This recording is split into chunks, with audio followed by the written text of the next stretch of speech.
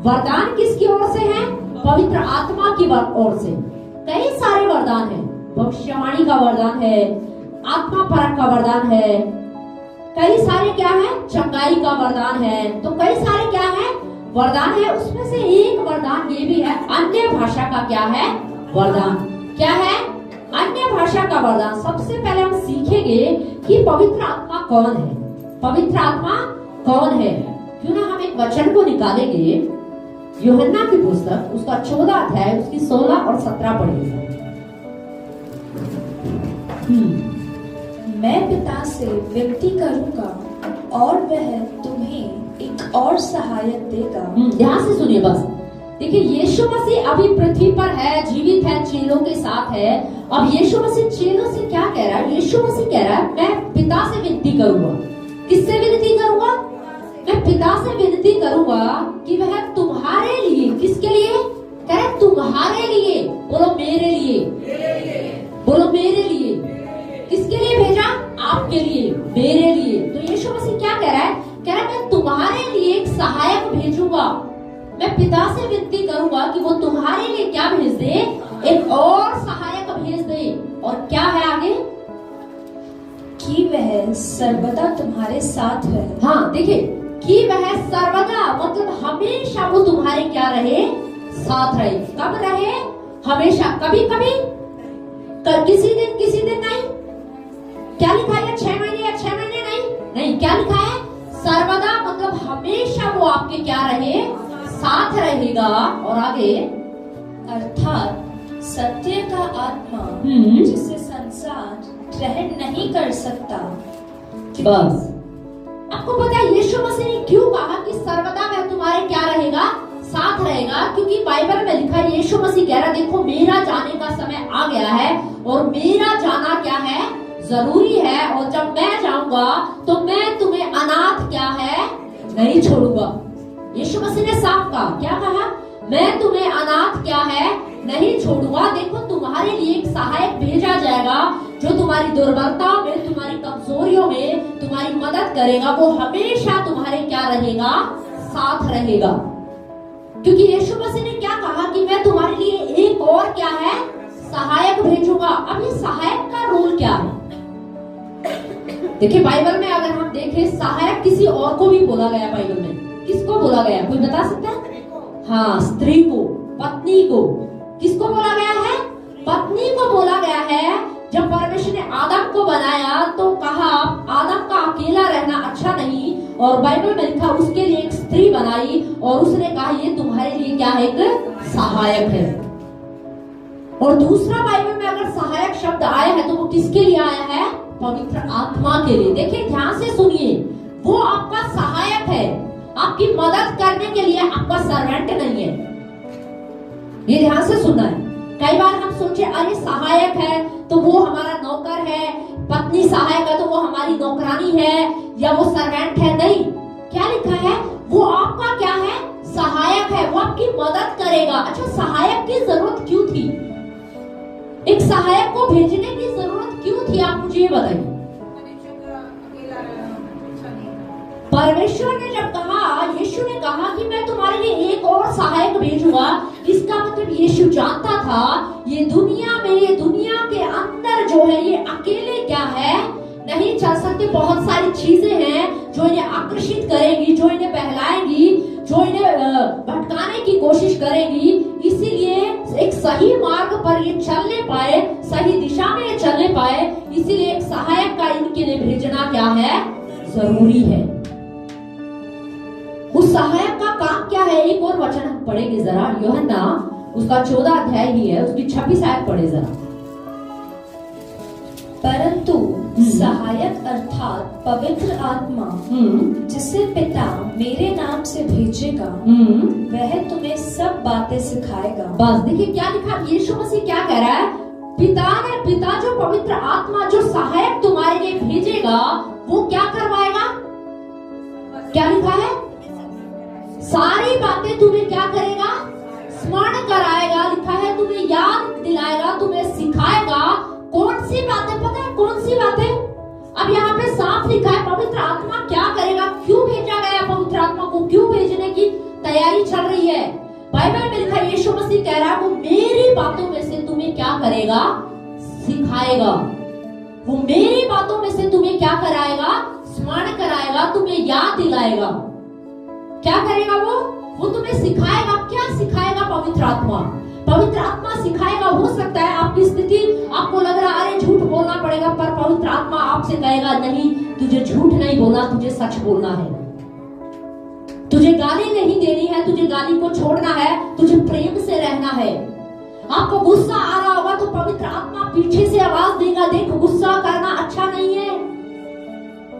आपका गाली देने का मन करेगा, पवित्र आत्मा आपको कहेगा देख गाली मत दे। गाली देना सही क्या है? नहीं है। झूठ बोलना सही क्या है? नहीं है। तो पवित्र आत्मा क्या करेगा? सिखाएगा। वो यही सिखाएगा। वो ये नहीं सिखाएगा कि आपको आटा गूंदना कैसे, आपको ये कैसे करना, ये तो आप सीख लेंगे। पर पवित्र आत्मा आपको सिखाएगा कि आपको प्रार्थना कैसे करनी है। पवित्र आत्मा आपको सिखाएगा कि आपको बाइबल कैसे पढ़नी है। पवित्र आत्मा आपको सिखाएगा कि आपको एक दूसरे से, अपने मसीह भाइयों से कैसे प्रेम करना है। पवित्र आत्मा आपको सिखाएगा कि आपको एक दूसरे का आदर कैसे करना है। पवित्र आत्मा आपको सिखाएगा कि आपको सही मार्ग पर कैसे चलना है। इसीलिए यीशु मसीह ने कहा कि एक सहायक आएगा और तुम्हारी मदद करेगा, तुम्हारी निर्बलताओं में, तुम्हारी कमजोरियों में तुम्हारी क्या करेगा? वो मदद करेगा। क्या करेगा? वो मदद करेगा। वो एक सहायक के रूप में आएगा, उसका आना जरूरी था। और आगे क्या लिखा है, एक वचन हम पढ़ेंगे। प्रेरितों की पुस्तक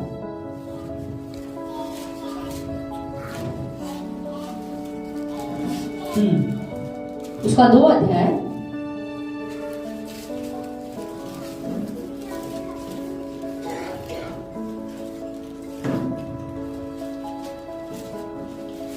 उसका 1 से 4 पढ़िए। जब पेंतकोस्त का दिन आया तो वे सब एक जगह इकट्ठे थे।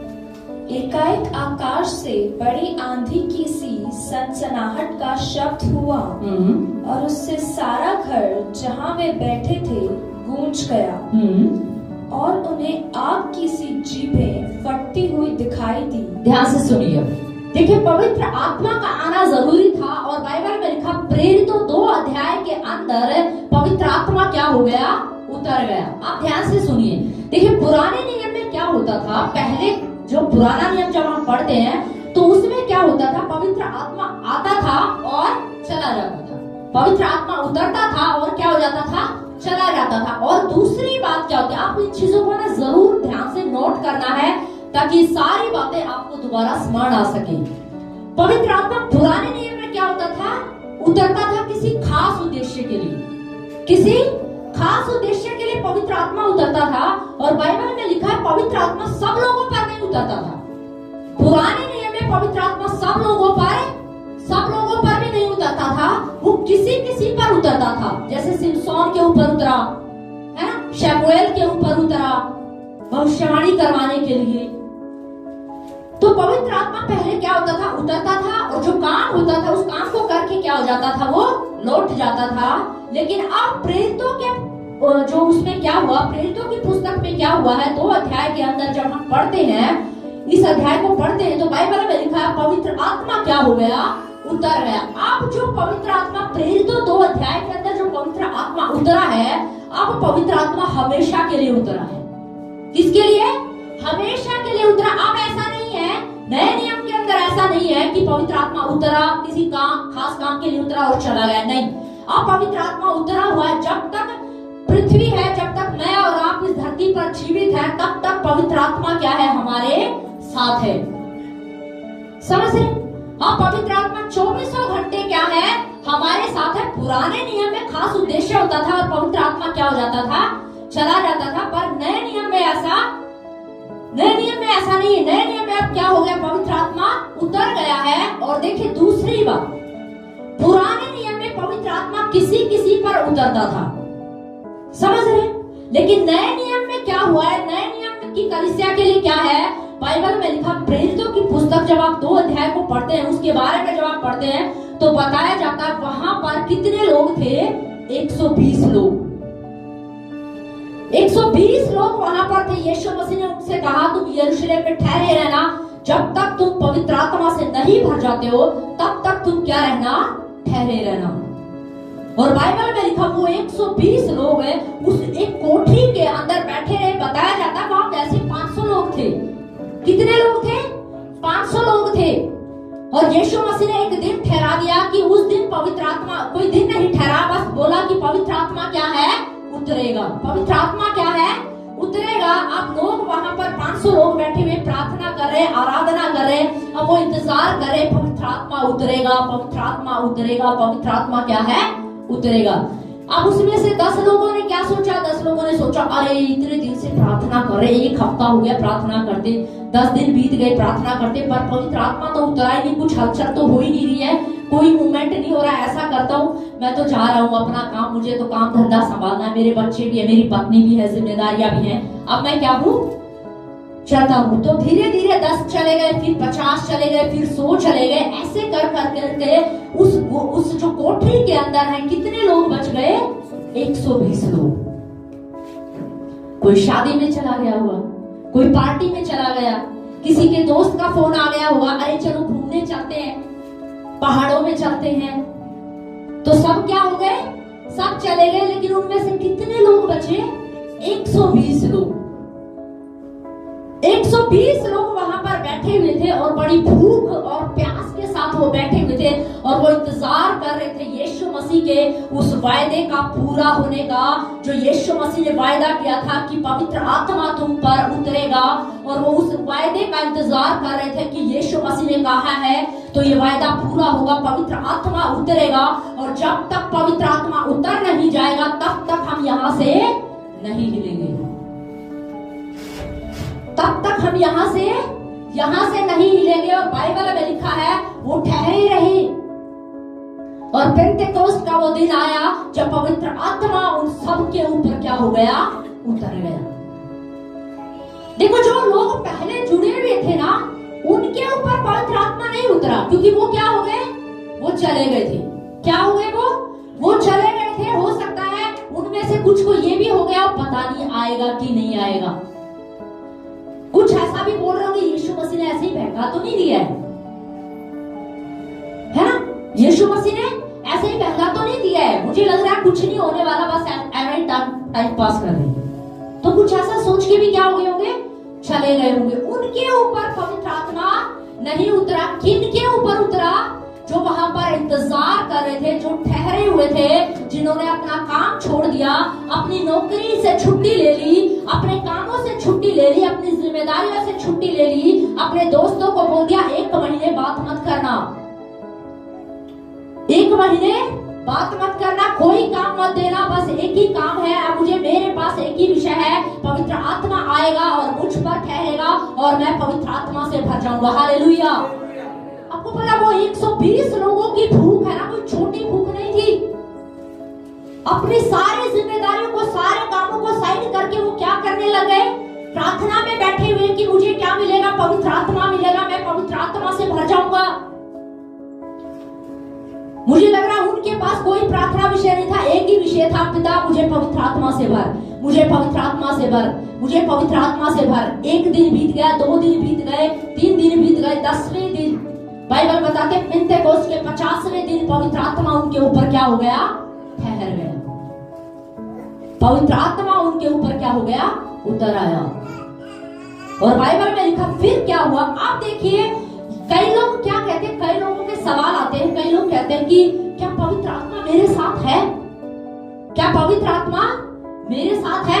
मैं बता देती हूँ आपको एक चीज, ध्यान से सुन लीजिए। जो यीशु मसीह पर विश्वास करते हैं, किस पर? जो यीशु मसीह पर विश्वास करते, यीशु को उद्धार करता, जिन्होंने ग्रहण कर लिया ना, उस हर एक व्यक्ति के पास, हर एक विश्वासी के पास पवित्र आत्मा है। इसीलिए अगर कोई आपको कहे ना कि अरे तुम्हारे पास अन्य भाषा का वरदान नहीं है तो पवित्र आत्मा भी नहीं है, नहीं। अन्य भाषा एक वरदान है, वो पवित्र आत्मा नहीं है। अन्य भाषा क्या है? एक वरदान है वो पवित्र आत्मा का वरदान है, पर वो खुद पवित्र आत्मा नहीं है। समझ रहे हैं आप इस बात को? तो कई लोग कहे ना कि आपके पास पवित्र आत्मा नहीं है, नहीं, उनको बोलना अरे आपको गलत फहमी है, पवित्र आत्मा तो है। आप ये कहो कि वरदान नहीं है और मैं जानता हूँ ये भी मुझे क्या हो जाएगा, मिल जाएगा। Hallelujah, hallelujah. अब उसकी बात को सुन के जाने अनजाने में बस ऐसे सोचने मत बैठ जाना अरे सच में है कि नहीं है। नहीं, आपको ये श्योर होना चाहिए। आपको ये क्या होना चाहिए? ये श्योर होना चाहिए कि हाँ मैं विश्वास करता हूँ, क्योंकि बाइबल में पौलुस साफ कहता है बिना पवित्र आत्मा के कोई भी यीशु को उद्धार करता ग्रहण नहीं कर सकता। ये सच बात है। अगर कोई व्यक्ति यीशु को उद्धार करता ग्रहण करता है ना, उसकी आत्मिक समझ पवित्र आत्मा ही खोलता है। पवित्र आत्मा ही है जो उसे उद्धार करता ग्रहण करने के लिए उसकी क्या करता है, मदद करता है। बिना पवित्र आत्मा के कोई भी व्यक्ति, आप जितने भी यहाँ बैठे हैं ना, अगर आपने यीशु को उद्धार करता स्वीकार किया है, वो इसलिए किया है क्योंकि पवित्र आत्मा ने आपके जीवन में काम किया। पवित्र आत्मा ने आपकी समझ को खोला, पवित्र आत्मा ने आपको बताया कि यीशु उद्धार करता है। हालेलुया। तभी आपने उसे क्या किया है, स्वीकार किया है। तो ये मत सोचना कि मेरे पास पवित्र आत्मा नहीं है और वहां पे क्या लिखा, बाइबल में लिखा वहां पर सबके ऊपर क्या उतर गया, पवित्र आत्मा। क्या पवित्र आत्मा 80 के ऊपर उतरा? क्या 70 के ऊपर उतरा? कितनों के ऊपर उतरा? लिखा जितने लोग वहां पर थे ना, 120 लोगों के ऊपर पवित्र आत्मा क्या हो गया, उतर गया। तो इसका मतलब पवित्र आत्मा किसके लिए है? बोलो सबके लिए है। सबके लिए, बोलो सबके लिए है। पर आपको पता है वो जो 120 लोग थे वो कौन थे? वो बहुत भूखे थे। दूसरी बात ये भी ध्यान से सुनना, सबके लिए है, सबके लिए है, पर स्पेशल जो उसके वरदान, उसके जो गिफ्ट है ना, वो किसके लिए है? जो उनके प्रति भूखा और प्यासा है। वो 120 लोग है ना, भूखे और प्यासे थे, इसीलिए पवित्र आत्मा उनके ऊपर आ ठहरा। और फिर आगे क्या हुआ? वे सब पवित्र आत्मा से भर गए और जिस प्रकार आत्मा ने उन्हें बोलने की सामर्थ्य दी, वे अन्य अन्य भाषा बोलने लगे। देखिए ध्यान से सुनिए, अब वो पवित्र आत्मा से भर गए हैं और अन्य अन्य भाषा क्या करने लग गए हैं, बोलने लगे। देखिए शैतान ने ना एक गड़बड़ी फैला रखी है। शैतान ने क्या कर रखा है, एक गड़बड़ी फैला रखी है। और शैतान ने गड़बड़ी क्या फैला रखी है कि अन्य भाषा कुछ नहीं है, ये अन्य भाषा कुछ नहीं है। तो उसने गड़बड़ी क्या फैला रखी है, गलत शिक्षाओं के कारण, झूठी शिक्षाओं के कारण, कि पृथ्वी पर जो बोली जाती है ना जो भाषा, जैसे मलयालम है, जर्मनी है, हरियाणवी है, पंजाबी है, इन्हीं भाषाओं का जिक्र बाइबल में किया गया है और कोई भाषा नहीं है। तो शैतान ने ये गलत लोगों के अंदर, कलीसिया के अंदर ये झूठ क्या कर रखा है, फैला रखा है। इसीलिए वो ये चाहता है, वो इसलिए फैला रखा है ताकि कलीसिया के लोग अन्य भाषा में प्रार्थना ना करें, क्योंकि उसको पता है। देखिए ध्यान से सुनिए, शैतान को पता है कि अगर ये अन्य भाषा में प्रार्थना करेंगे तो पहली बात उसको क्या समझ में आती है, उसको समझ में आता है कि मुझे कुछ भी समझ में नहीं आएगा। उसकी खोपड़ी बंद है, फिर उसकी खोपड़ी बंद है, उसका दिमाग काम करना बंद कर देगा। उसके दिमाग के ऑर्गन सारे सब क्या, सिस्टम क्या हो जाता है, बंद हो जाता है। सिर्फ वो देख रहा होता है कि चल क्या रहा है, उसे समझ में कुछ भी नहीं आता। इसीलिए उसने इस भाषा में गड़बड़ी फैला रखी है कि कलीसिया में कोई भी व्यक्ति अन्य भाषा का वरदान ना पाए, या उसके प्रति भूखा और प्यासा ना हो और ना कोई अन्य भाषा में बातें करे। इसलिए इस डाउट को हमें समझना है कि शैतान ने गड़बड़ी क्यों फैला रखी है और इसको हमें समझना बहुत जरूरी है। हाँ आगे क्या लिखा है, इसी लाइन को दोबारा पढ़िए जरा।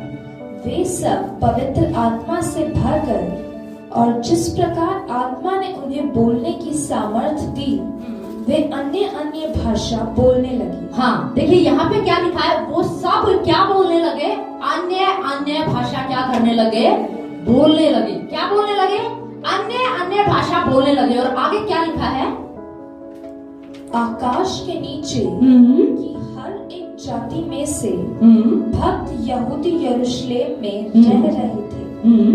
जब यह शब्द हुआ तो भीड़ लग गई और लोग घबरा गए, क्योंकि हर एक को यही सुनाई देता था कि ये मेरी ही भाषा में बोल रहे हैं। हाँ, अब ध्यान से सुनिए, देखो क्या हुआ यहाँ पर। देखिए वहां पर पेंटेकोस्ट का दिन था और एक पर्व मनाया जाता था, यहूदियों का एक पर्व था। और उस पर्व में क्या है, दूर दूर देश से क्या है, सब लोग वहां पर क्या है आए हुए थे, सब लोग वहां पर इकट्ठे थे। क्या थे? सब लोग वहां पर क्या थे? इकट्ठे थे। और जैसे ही ये चेले जो है ना पवित्र आत्मा से भर गए, तो बाइबल बताती है ये अन्य अन्य भाषा क्या करने लगे? बोलने लगे। क्या करने लगे? अन्य अन्य भाषा बोलने लगे। आप समझ लो कि 120 लोग वहां पर थे, तो कोई जो है मलयाली बोल रहा होगा, कोई तेलुगु बोल रहा होगा, कोई जर्मनी बोल रहा होगा, कोई हरियाणवी बोल रहा होगा, कोई पंजाबी बोल रहा होगा, है ना।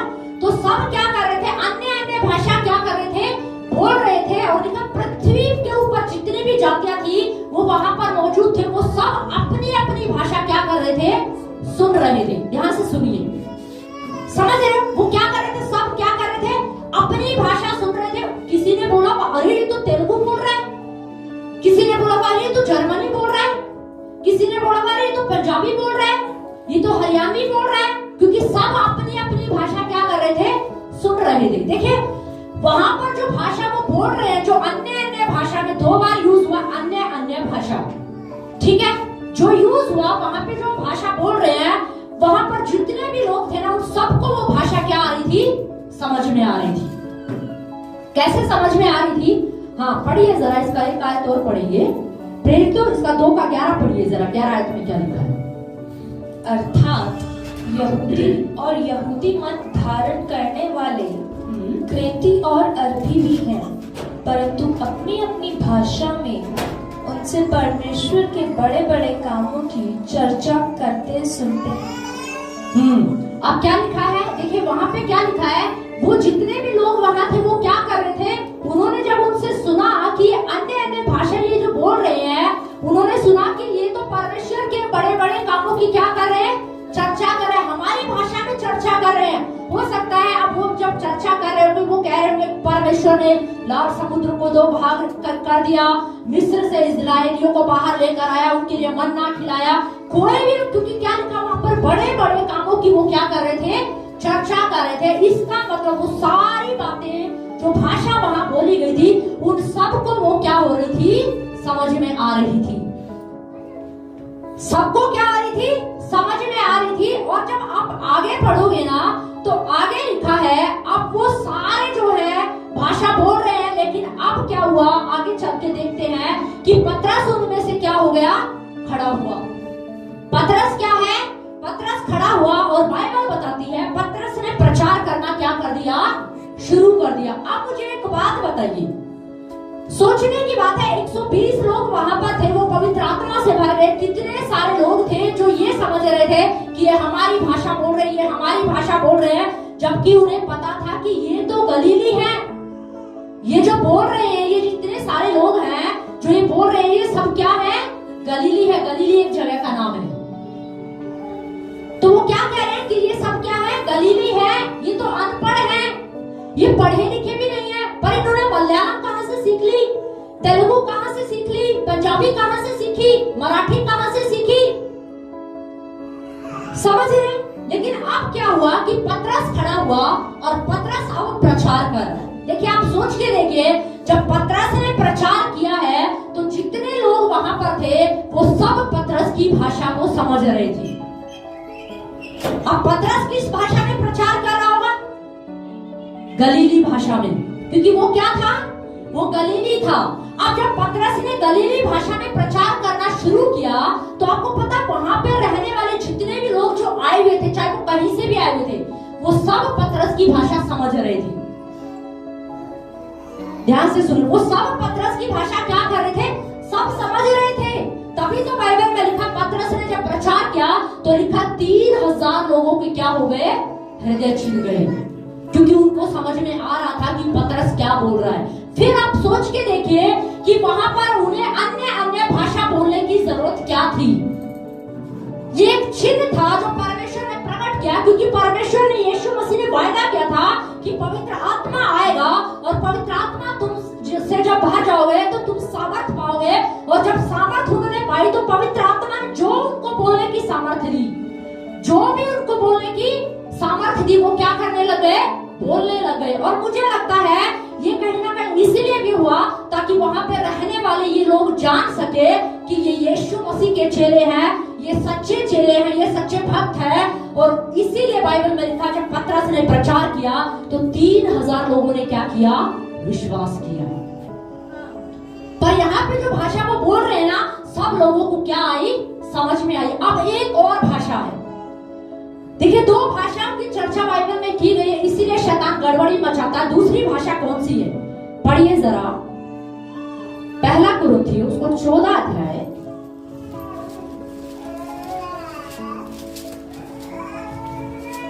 उसका 2 से 4 तक पढ़े।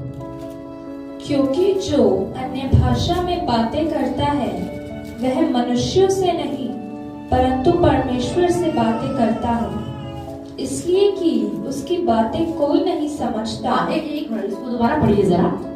क्योंकि जो अन्य भाषा में बातें करता है। हाँ, देखिए आप ध्यान से सुनिए। अब ये एक दूसरी भाषा का जिक्र हो रहा है। कौन सी भाषा है ये? यहाँ पे लिखा है, क्या लिखा जरा पढ़िए।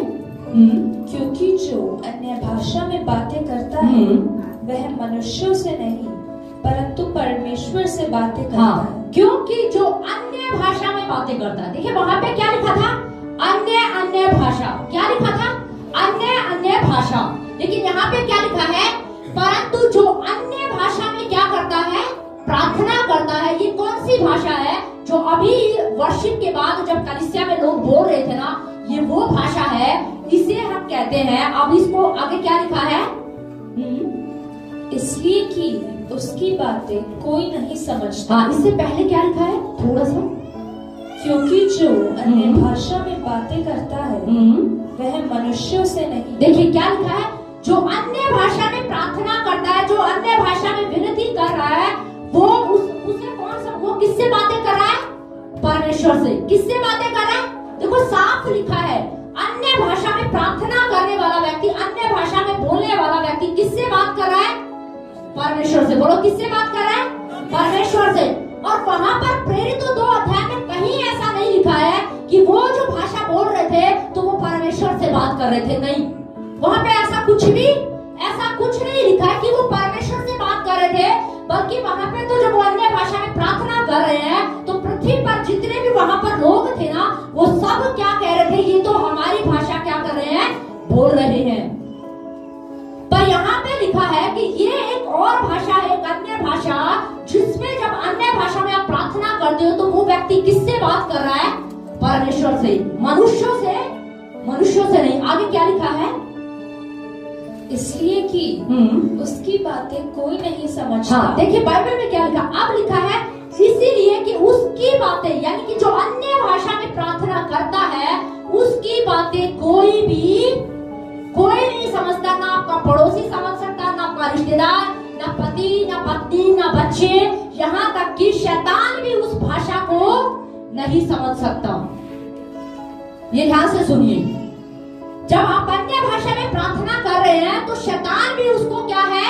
नहीं समझ सकता, क्योंकि वो किससे बातें कर रहा है? परमेश्वर से बातें कर रहा है। किससे बात कर रहा है? वो डायरेक्ट परमेश्वर से बात कर रहा है। और आगे क्या लिखा है? क्योंकि वह भेद की बातें आत्मा में होकर बोलता है, परंतु जो भविष्यवाणी करता है वह मनुष्यों से उन्नति और उपदेश और शांति की बातें कहता है।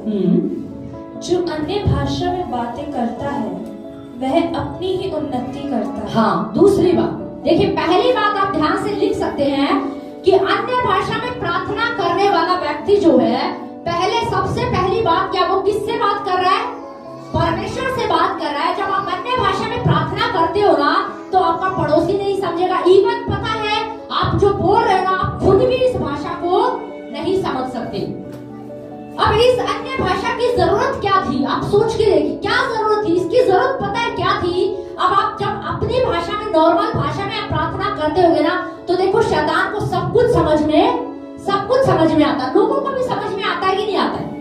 सबको समझ में आता है, आपको भी समझ में आ रहा है। और जब आप शरीर में, आप जब इस प्रार्थना में अपनी लैंग्वेज में हो सकता है आपका स्वार्थ हो। ये ध्यान से समझना। हम जब साधारण प्रार्थनाएं करते हैं ना, तो हो सकता है उन प्रार्थनाओं में क्या हो, स्वार्थ हो या भावनाएं हो सकती हैं, इमोशंस हो सकते हैं। प्रभु कर दो ना, प्रभु प्लीज कर दो ना, प्लीज प्रभु कर दो ना, प्रभु मुझे घर दे दो, प्रभु मुझे अच्छी पत्नी दे दो, है ना। सब कुछ इसमें क्या है, हमारी क्या है, भावनाएं हैं, हमारे इमोशंस शामिल हो रहे हैं इसमें। और अब आप सोच के देखिए, जब आप प्रार्थना कर रहे हो तो जब आपको खुद को ये समझ में आ रहा है तो शैतान को भी तो समझ में आ रहा है ना। अब आप प्रार्थना कर रहे हो, प्रभु गुड़गावा हमें चाहिए, प्रभु गुड़गावा उद्धार पाए, प्रभु जवान उद्धार पाए, तो शैतान भी तो रोकने की कोशिश करेगा ना, क्योंकि शैतान को सब कुछ क्या है, समझ में आ गया। हाँ, इसने अपनी प्रार्थना का विषय चेंज कर दिया है। पहले गाड़ी के लिए प्रार्थना करता था, घर के लिए प्रार्थना करता था, अब गुड़गावा पे आ गया ये। अब कुछ करना पड़ेगा। तो वो क्या करता है, वो क्या बनाने लगता है, वो योजनाएं बनाता है। क्या बनाएगा वो योजना बनाएगा। अब शत्रु को हमारी योजना पता चल जाएगी तो वो योजना बनाएगा कि नहीं बनाएगा। आप सोच के देखिए। और फिर क्या लिखा है, इसीलिए कहीं ना कहीं ये जो अन्य भाषा का वरदान है ना, इसीलिए दिया गया है ताकि मनुष्य किससे बात कर सके, डायरेक्ट परमेश्वर से बात कर सके। और लिखा इस बात को, इस भाषा को कोई भी क्या है, कोई नहीं समझ सकता।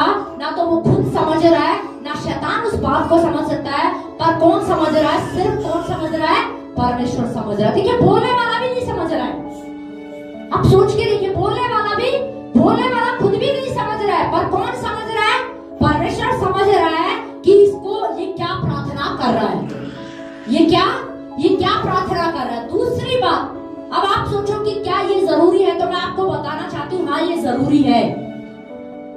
कुछ लोगों के पास अन्य भाषा का वरदान नहीं है, तो मैं आपको कहूंगी कि आप पवित्र आत्मा से मांगे, क्योंकि बाइबल में लिखा है 120 लोग जब वहां पर भूखे और प्यासे बैठे हुए थे, उस वरदान, उस पवित्र आत्मा के लिए वो प्यासे बैठे हुए थे, अपने काम छोड़ दिए, अपनी जिम्मेदारियां छोड़ दी, और उनका एक ही उद्देश्य था कि हमें पवित्र आत्मा से क्या कर दे, भर दे।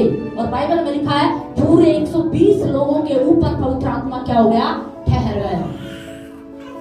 तो क्या जब आप पवित्र आत्मा से आज जब कहेंगे कि पिता मुझे पवित्र आत्मा से भर, तो क्या आपको नहीं लगता कि परमेश्वर आपको भरेगा।